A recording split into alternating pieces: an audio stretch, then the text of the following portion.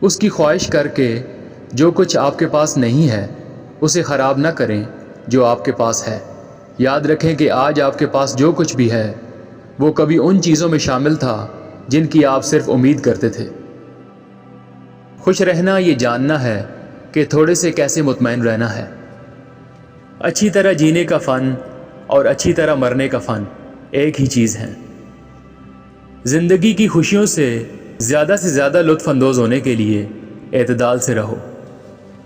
ہمیں اپنے آپ کو ان چیزوں میں لگانا چاہیے جو خوشی لاتی ہیں، کیونکہ اگر خوشی موجود ہے تو ہمارے پاس سب کچھ ہے، اور اگر وہ موجود نہیں ہے تو ہماری تمام توانائیاں اس کے حصول میں لگ جائیں گی۔ عقل مند کی بدقسمتی احمق کی خوشحالی سے بہتر ہے۔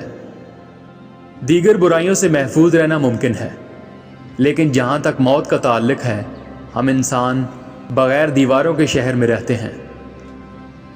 جن چیزوں کی آپ کو واقعی ضرورت ہے وہ بہت کم ہیں اور آسانی سے دستیاب ہیں، لیکن جن چیزوں کو آپ تصور کر سکتے ہیں وہ لامحدود ہیں اور آپ کبھی بھی مطمئن نہیں ہوں گے۔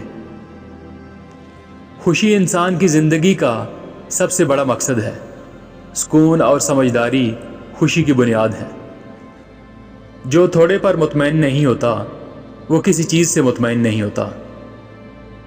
جس کے پاس ذہنی سکون ہے وہ نہ اپنے آپ کو پریشان کرتا ہے اور نہ ہی دوسروں کو۔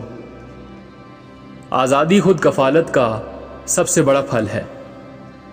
دوسروں کی نظر میں آئے بغیر اپنی زندگی بسر کرو۔ ہمیں کھانے پینے کے لیے کچھ تلاش کرنے سے پہلے کسی کو اپنے ساتھ کھانے پینے کے لیے تلاش کرنا چاہیے۔ ہر کام ایسے کریں جیسے آپ کو کوئی دیکھ رہا ہو۔ خوشی کی انتہا ہر اس چیز کو زندگی سے نکال دینا ہے جو آپ کو دکھ دیتی ہے۔ صرف عادل انسان ہی ذہنی سکون حاصل کرتا ہے۔ سونے کے صوفے اور بھرے دسترخوان کے ساتھ پریشانیوں میں مبتلا رہنے سے بہتر ہے کہ تم ہر طرح کے خوف سے آزاد کسی چٹائی پر پڑے رہو۔